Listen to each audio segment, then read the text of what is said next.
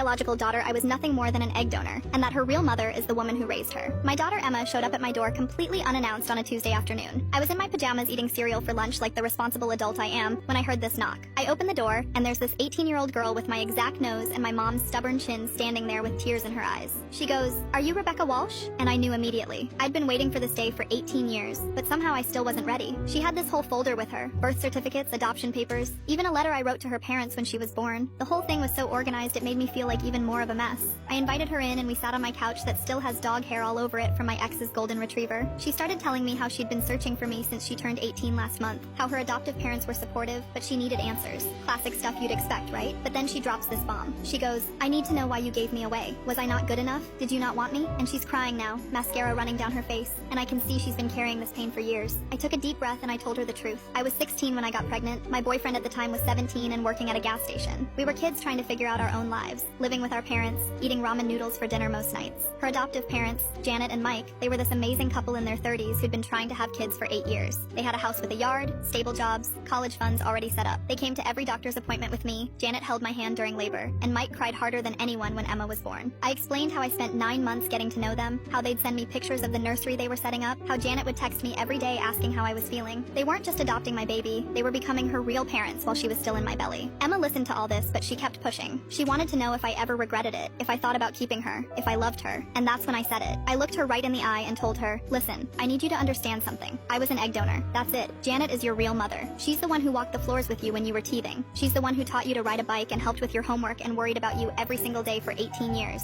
She earned the title of mom, not me." Emma's face went completely white. She started shaking and told me I was horrible for saying that. She called me cold and heartless and said she couldn't believe her real mother was so cruel. She grabbed her folder and stormed out, slamming my door so hard it rattled the windows. I felt like garbage for about 10 minutes until my phone rang. It was Janet, Emma's real mom. Turns out Emma had driven straight home and told her everything.